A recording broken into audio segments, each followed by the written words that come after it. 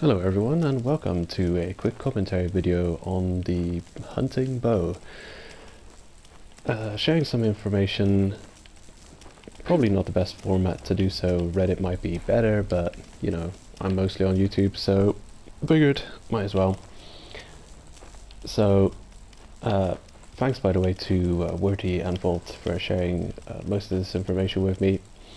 There's already screenshots doing the rounds about the bows tier 4 eventually ending up in the poison element, so it'll end up doing pierce and poison split damage. Now that is maybe useless. Poison is unfortunately, in Let It Die, a pretty useless element unless it actually works, unless it actually causes the enemy haters to vomit. Now there are quite a few weapons that do poison that have been released, specifically range weapons that don't cause the enemy to vomit when poisoned with those weapons. The Medusa Head, the Shuriken are two range weapons that don't cause the enemy hater to throw up when poisoned. On rare occasions they will when hit with that weapon, but it's a very it's not a common occurrence that they'll go ahead and throw up, as they usually would with the melee poisoned weapons. The first instinct for an enemy hater, enemy non-hardcore hater, is to throw up. So there's that. Also, the damage types that we have available now.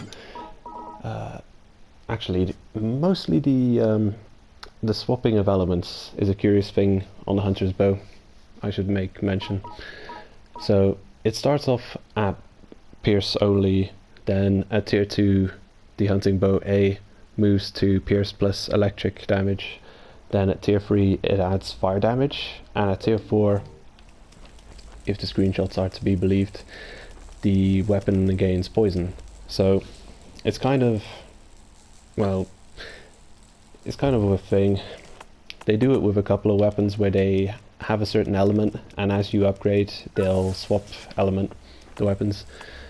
Some weapons even change their main damage type, like the motorcycle goes from slash to blunt to slash to blunt, something like that, or the opposite, don't remember exactly. Now the bow, it starts off with 16 ammo at the first 3 tiers, so I haven't managed to upgrade it far yet. I'm only at tier 3. The first 3 tiers have 1 ammo and 16 extra. Tier 4 has 23 extra.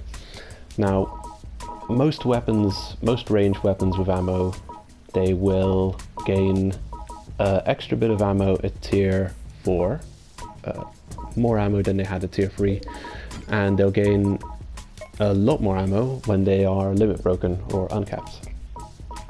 So let's see an example here. The welding gun goes from 10 ammo plus 20 to 7 plus 28. Wait a minute, I don't know why it's all of a sudden got 7 in the clip. There's some shenanigans going on this. There's definitely exceptions to the rule. I saw another a minute ago. Let's see if I can find it. An exception, the sniper comes to mind. Where's that Joker? Man, all these weapons. I always look over them. So where's that regular sniper? Oh, there it is. This is a weird exception. I think they are worried sometimes about the game balance. They're worried when releasing new weapons that however they've been balanced is gonna ruin something in the game. So here's the sniper. The first 3 tiers with 16 extra ammo, and then all of a sudden the tier 4 loses ammo. Well, it was a trend. Whenever the tier 4 release happened, we'd have extra ammo. Take the shotgun for example. Everyone was pleased with the extra ammo at tier 4. Little did we know we were going to get even more ammo with the uncap. Anyway, I digress. So back to the hunting bow. The hunting bow starts off pierce, plus electric, plus fire, and the 4th tier. It's rather expensive too, I should mention, with the low ammo count. It's, yeah, I don't know how useful this thing is. I haven't really tested it in the high floors since I haven't got it uncapped. I can't really go and test it. It's definitely a prerequisite to have the weapons you're going to be using uncapped at the very minimum if you're going to 51 plus or 41 plus. Just because, you know, you need that extra ammo count for the endurance run. So the next tier, poison damage. My question is, will it cause them to vomit? Yes or no? And will it be more useful than the Kamas? So notable, this weapon can aim, so can the Kamas. I've heard that the weapon does extra headshot damage. So it's got like this hidden headshot modifier that if you get headshots you do 2 times the damage, something like that, 100% bonus or something. I'm definitely going to pop out and test that in this video, just to confirm. There's that. Anyway, what I was getting to, the tiers of weapons. At tier 4 they get extra ammo, and tier 4 compared to uncap for ammo count is roughly times 5, from times 5 to times 5.5. So the weapon will have 23 ammo at tier 4, which I don't have yet, haven't got it upgraded, but I've seen the costs and it doesn't seem that difficult to upgrade to tier 4. So I have 23 ammo times 5, or times 5.5 almost, times 5.3 I think. It'll have 120 ammo. 120 seems like a decent number to end up with. So there's that. One of my gripes with the weapon is, so you're aiming it, you need to charge up the shot, you loose. It's already got some drop down compared with the Kamas. I'm just wondering how effective it will be in actual combat. It roots you in place as you're shooting, so there's a weakness. With the Kamas you're running around, take a shot, keep running, take a shot, keep running. Another aiming weapon. Now, luckily the damage number is decent. I've seen the screenshot. Tier 4 plus 0. The damage is at... Didn't I write that down? Oh, there it is. 3,892 at plus 0. The weapon itself is milk type, which is curious because the set is not entirely milk. So the combat diver set is actually war ensemble type, while the weapon is milk. Oddly enough, not sure if it's the first time this happened, if it's been before, but there's definitely something to take note of. Oh yeah.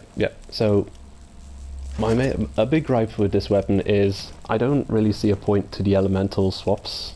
It's more of a new player boon, if you will, considering, well, if you're endgame, you're going to level up a weapon to its maxed and then start using it in the content relevant to you. So you're not going to be using this weapon in its electric or fire form or pure pierce form at all. You'll be using it in its final form, which I believe is poison, and uncap also poison, because uncap tends to keep the same attributes as the tier 4. So we've basically got another range poison weapon. So if it pukes, it's got some usefulness. If it doesn't, it already drops a lot in usefulness there. People are thinking might be good for TDM, bonus headshot damage. So it's two-handed. It's got supposed bonus headshot damage, which definitely synergizes well with one-shot, one-kill and Barbarian. You can stack one-shot, one-kills and Barbarians to increase the damage, especially if you're going for headshots. The only thing is, range is a difficult playstyle in Let It Die. The enemy AI is programmed to spam guard. Whenever you're aiming at them, they'll put their guard up. They'll drop it sometimes. You can get around that easily with the Kamas by taking a shot, wait until they put their guard down, take another shot. You've got the ammo to do so, and you've got the speed, you've got the velocity to take use of those weakness, weak signs. But with this one, it's not really a given. The shot comes out relatively fast, but not that fast. It's not as fast as the Kamas bullets travel instantly, basically instantly. So I'm wondering how well you will be able to make use of such of the openings the enemy gives you. I'm worried not that much. Luckily bosses don't put up their guard, and some bosses are easy to get headshots on. I can imagine Taro would be an interesting fight with the bow, since he's that like giant head target, and with the extra damage on headshots it will be an exciting fight. Anyway, back to the element swapping. It's kind of pointless, and the game unfortunately has a history of doing that. Having weapons element swap, and it really is kind of pointless. I don't know how much weapons do swap in damage type. There's the motor psycho that I know of. The welding gun goes from electric in its first 2 tiers to fire in its last 2 tiers. Fire is a decent damage type.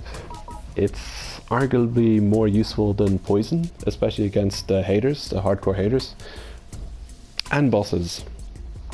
You really don't care about poison versus bosses. I don't even know if fire or electric is that useful versus bosses.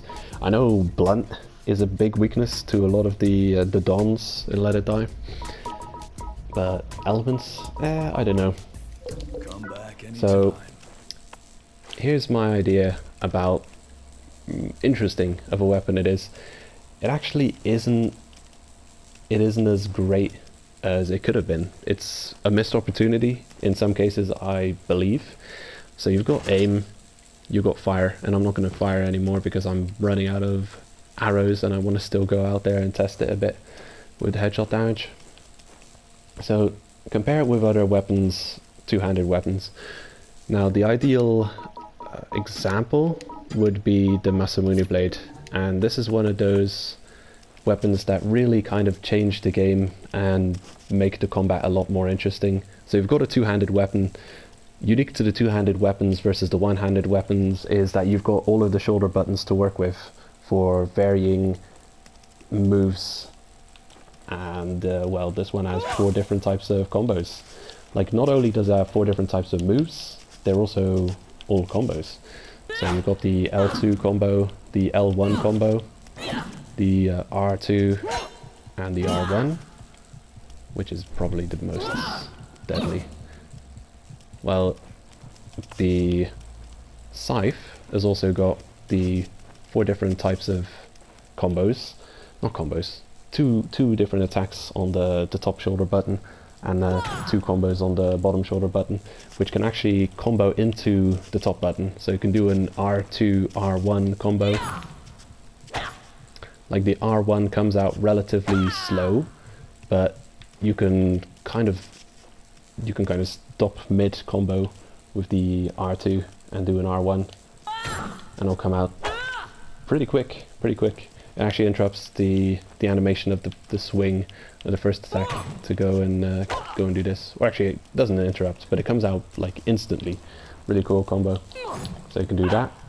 That's a pretty fast one to the L2, L1 there. But anyway, what I'm getting at is the two-handed weapons have unique, well, a lot of them have at least 3 attacks. Especially the melee ones have mostly 3 attacks. So you've got the axe as well. The axe has got its strong downward swipe for the R2. The R1 and L1 are the horizontal very strong slash, and then the L2 is its quick hitting combo, which is, with quite a lot of two-handed weapons, the L2 is the quick hitting combo. So the same with this one, it doesn't combo, but it's a quick hit compared to kind of equally quick. L1, R1, dust clouds. Hold on. Nah, I don't know. I can't see a difference in there. Takes a ton of durability away, that attack. The M2G. L1 slows down the spinning on the weapon selection wheel. R1 does the exact same. Actually, a lot of ranged weapons have that the L1 and R1 are a melee attack. Well, it's kind of following the trend with the other ranged weapons that the bow also does so. However, this is just an idea of mine, and it would have made the weapon much more interesting. So I've already pointed out that I find it quite useless that weapons change element as they get leveled up, because you'll always use your strongest version. I don't think anyone in their right mind goes and brings a welding gun tier 2 to a 50 plus area to go and fight a 50 plus boss. It's already a relatively weak weapon. The game already suffers from certain weapon types being quite useless in the end game. The game pigeonholes you into very specific strategies, very specific builds for the end game. So there's already that to deal with. There's already an imbalance in the weapons. There's useful weapons and non-useful weapons, just straight up non-useful. Unfortunately, some really fun types of weapons, like crossbow for instance, just don't pack the punch that they need to, or other weapons fill the role that it fills much better. You know, let's see.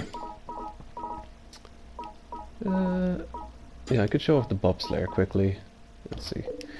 For those who don't know, the bobslayer is a pretty good example of a weapon that has 4 unique attacks. It's got its strong R2 hit. R1 is the bomb, but I'm not going to use it because it drains like 1/5 of the durability of the weapon, and that's just thrown away cash right there. L2 is the combo. L1 is the triple ski guy shot. You can shoot 3 times, 3-time combo. You can combo from L2 into R2. Anyway, it's got 4 unique attacks because it's a 2-handed weapon and you have all 4 shoulder buttons to work with. So the bow, this is a missed opportunity. What they could have done with the bow is, instead of having it change element as it leveled up, they could have used one of the shoulder buttons, because as it stands, both shoulder buttons, both the L1 and R1, are melee attacks. So what they could have done is they could have left the L1 as a very special move, changing the element type of the weapon. Just imagine if that would have been implemented. Press L1, the weapon changes element, and you can tell the element has changed because you can see the animation on the bow for the element change. Like, you can see a bit of electric around the arrow here. Maybe there's a bit of fire around the arrow when you swap element. That would have been an amazing feature. The fact that it swaps element while it's leveled up is completely pointless. They might as well have just made it a poison weapon at every tier besides tier 1. Let's say tier 1 is pierce, tier 2, 3, 4 and uncap are poison. It would have been exact same as now, that it just changes element every upgrade. It's a stupid little gimmick that will get absolutely no use out of it. And for damage on the bosses and all the hardcore haters, basically pointless, the poison. It's like a useless element in my opinion. So yeah, there's that. Anyway, I made a couple of notes here for things that I have to mention. The ammo I've pointed out. My question, do the poison cause puke? Very curious about that. If it does, its usefulness raises by a lot. So far, there are 3 ranged poison weapons. Now there's 4, with the bow included. You have the pandemic rocket launcher, the shuriken, Medusa, and now the hunting bow. So, unless I'm missing a weapon, maybe I am. I don't think so. The pandemic rocket launcher also causes the enemy to puke, but, you know, it's not exactly a weapon that you can bring for it doesn't have a lot of longevity in it. It's kind of for a quick kill, a quick challenge, like for one boss. It doesn't have the ammo sustain to bring you through multiple floors compared to, let's say, the Magnum's almost 500 ammo, around like 500 ammo if you have the demon gun. 500 ammo is a lot. You can get through quite a lot of floors with that ammo count. If you are 2 or 3 shot and everything, it has pierce, you'll hit multiple targets. So that's for poison. We have 5 ranged, and by range I mean pierce type, fire plus pierce. We've got the rocket launcher, flamethrower, the fire rod, the arc welder, and the fireworks launcher. For electric, we've got the arc welder, the thunder rod, and the static massager. But really, the arc welder only in the lowest tiers, so you can consider we only have 2 ranged electric weapons. So it's kind of a shame that this weapon starts off teasing that it has electric, and then promptly switches element to fire and then poison, because another range electric weapon would have been just fine. It would have been good, the electric weakness. In fact, one of the strongest weapon types in the game is slash plus electric, because there's only one armor in the game that is resistant to both slash and electric, to my knowledge, and that's the Travis armor. Travis weapon, coincidentally, is slash and electric type. Yeah, I didn't show off the Murderer's hockey stick, but that also has L1, R1, the strong hit, L2, the free hit combo, R2 is the regular downward swipe. So a lot of two-handed weapons have at least 3 unique attacks, making use of the extra shoulder buttons for extra attacks. So again, missed opportunity, the bow doesn't use the L1 as element swap. That would have been a game changer. I mean, not a game changer, but a little bit. It's a shame, because quite a lot of TDM weapons so far have had unique attributes to them, or like they've added a lot of fun to the game without breaking the game, without changing, without impacting the perfect balance of the game. A lot of TDM weapons have been really fun to use, and kind of game changing, some of them, like the flail, for instance, and its perfect guard's ability. That's a unique attribute, so it would have been too difficult for them to have this bow have that unique attribute of being able to swap element types with one of the shoulder buttons, seeing as L1, R1, both the same, one wasted button. Then again, yeah, a lot of the guns do have that melee attack for that, the two-handed guns. So let's see, damage, hope I don't crit, 4,500, and for a headshot, oh hello, that's a lot of damage. All right, so that's the bonus headshot damage, basically 100% confirmed there, because we'd hit in the same. What? Were that aiming? Hello, headshot damage. This is a tier 2, by the way. This is tier 2 plus 4. 980 damage. We do have a decent damage boost though. Like we are stacking the serial killer here. One.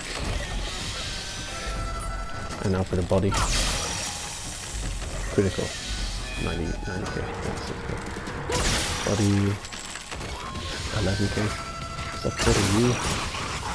Critical. For some reason that's not a headshot. This game and headshots is absolutely ridiculous sometimes. You'll look at an attack impact and see that it's definitely a headshot, and the game won't count it as a headshot. And sometimes you'll hit them in the upper chest area, and the game will count it as a headshot. Absolutely silly, really ridiculous. So I'm kind of running late on time for the video here. Definitely can't title it a quick explanation or anything like that. I've mentioned that the weapon and armor type are different. One of them being milk, another being war ensemble. The ammo counts, yeah, there's that. So yeah, so far this weapon really is just, well, in terms of the element swap, really just interesting for new players. And because it's TDM season based, it really is just interesting for new players starting up right now, specifically during the season. So they'll be able to make use of the, you know, the tier 2, the tier 1. I'm not sure how good it is at getting you through the game. I don't know what it's like compared to other weapons at its tier. You know, tier 1, tier 2. Let's say you're playing through floor 1 to 10. Is this weapon going to do substantially more damage than the other weapons you have available? Are you going to have an easier time at Candlewolf area with it? Not sure. I'm quite interested to see the ammo count when it's uncapped. Guessing 120. Volt also predicted around 120. But he probably did the maths, and I quickly did the maths too. I divided everything, the uncapped with the tier 4, and I came up to around 5. It was from 5 to 5.2, 5.3, 5.5 is about the ratio that I'm getting, so they seem to be times 5ing everything from tier 4 to uncapped. That's it. So there's that. 120 ammo. Does it do poison? I mean, does it cause puke? Does it not? And I would like to see the boss damage. I wonder...